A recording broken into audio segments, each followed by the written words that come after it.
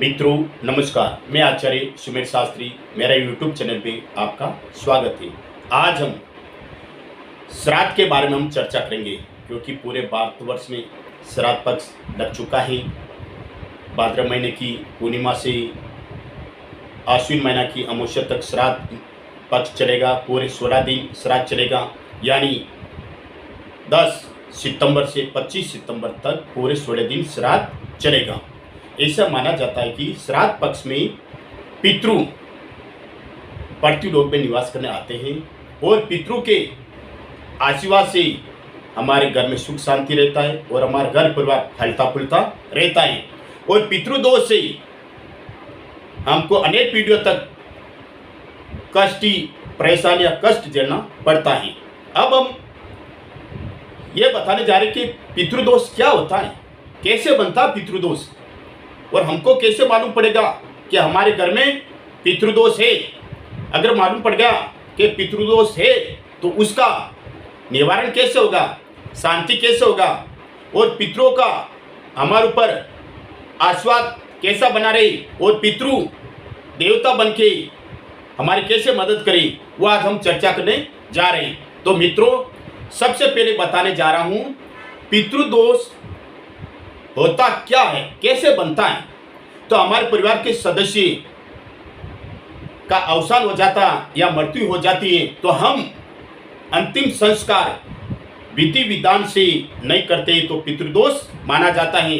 या हमारे परिवार के सदस्य की कारणवश अकाल मृत्यु, एक्सीडेंट में मृत्यु हो जाती है और हम शांति पाठ नहीं करवाते तो भी पितृदोष माना जाता है। या हमारे माता पिता का अनादर करते हैं और श्राद्ध पक्ष में पिंडदान तर्पण श्राद्ध नहीं करते हैं तो भी पितृदोष माना जाता है। या फिर हम पितरों को सम्मान नहीं करते, उनका अनादर करते हैं, या जाने अनजाने में नाग देवता की हत्या हो गई है या असाई की हत्या हो गई है, या फिर पीपल बरगद नीम के पेड़ को हमने काट दिया है तो भी पितृदोष माना जाता है। मित्रों, ये है पितृदोष होता क्या है। अब क्या हमारे घर में पितृदोष है, क्या हमको पितृ हैरान करते हैं, वो कैसे मालूम पड़ेगा, तो उसके लक्षण क्या हैं। तो सबसे पहले मित्रों, हमारे घर में वैवाहिक जीवन में पति पत्नी में अनबनाव रहता है, झगड़े चलते हैं, मनमुटाव रहता है और कोई कारण नहीं होते हुए भी एक दूसरे बातें नहीं करते हैं और घर में अशांति का माहौल रहता है, तो आप समझाना चाहिए आपके घर में पितृदोष है।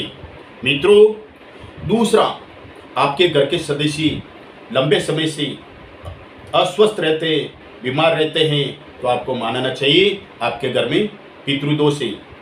या फिर आपके घर में लंबे समय से कोई शुभ कार्य नहीं होते हैं, मांगलिक कार्य नहीं होते हैं, विवाह शादी में रुकावट आते हैं, या विवाह शादी के समय अनेकों समस्या का सामना करना पड़ता है, या शादी हो जाती है तो छूटा छड़ा तलाक हो जाता है, या फिर शादी होने के बाद कई वर्षों से संतान सुख नहीं मिलता है, वंश नहीं बढ़ती है, तो आपको मानना चाहिए आपके घर में पितृदोष है। या फिर संतान का होना, विकलांग होना और अकारण मृत्यु हो जाना, ये भी पितृदोष का लक्षण है। तो कभी कभी ऐसा माना भी जाता है कि घर में लंबे समय से या हमारा बिजनेस नहीं चलता है, धंधे में नुकसान आता है, लक्ष्मी का विनाश होता है, मेहनत करते करते भी हमको सफलता नहीं मिलती है, तो मानना चाहिए हमारे घर में पितृदोष है। तो अब हमको ये मालूम पड़ गया है कि पितृदोष हमारे घर में है, तो पितरों को शांति कैसे दिलाए, पितृदोष को कैसे हम दूर करें, तो उसके उपाय क्या है, तो हम उपाय बताने जा रहे हैं। क्योंकि जब तक हम पितृ को मोक्ष नहीं दिलाएंगे, उनकी शांति नहीं दिलाएंगे, तब तक हमारे घर में शुभ कार्य नहीं होंगे, हमारा धंधा आगे नहीं बढ़ेगा, हम शांति से रह नहीं सकेंगे, हम प्रोग्रेस नहीं कर सकेंगे, हम जो मन में चाहिए काम सफल नहीं कर सकेंगे। तो हमको पितरों का आशीर्वाद लेने के लिए, पितृ देवता बन के हमारे घर में शुभ कार्य करने के लिए पितृ को शांति दिलाना चाहिए, पितृदोष को निवारण करना चाहिए। अब पितृदोष का निवारण कैसे होता है। श्राद्ध पक्ष में जब पितृ की तिथि होती है तो उस तिथि के दिन अपने घर को गंगा जल गौमूत्र से शुद्ध करना चाहिए, स्वच्छ कपड़ा पहन के ब्राह्मण को विधि विधान से गाय के दूध से बनी हुई खीर का भोजन करवाना चाहिए और ब्राह्मण को अन्न दान दक्षिणा दान देना चाहिए, गरीब कन्याओं को भोजन करवाना चाहिए। और उसके बाद में हर साल की एकादशी, चतुर्दशी, अमावस्या को पितरों को जल अर्पण करना चाहिए और त्रिपंडी श्राद्ध करना चाहिए। इनसे पितरों को शांति मिलती है और पितृ प्रसन्न होता है। और उसके बाद में रोजाना दोपहर के समय पितृ को प्रसन्न करने के लिए पीपल के पेड़ में गंगा जल में काला तिल, दूध, पुष्प और चावल डाल के पीपल के पेड़ में अर्पण करने से पितृ शांति मिलती है और पितृ प्रसन्न होता है और पितृदोष दूर होता है। और पितृ को प्रसन्न करने के लिए रोजाना शाम को उत्तर दिशा में अपने घर में तेल का दीपक जलाना चाहिए।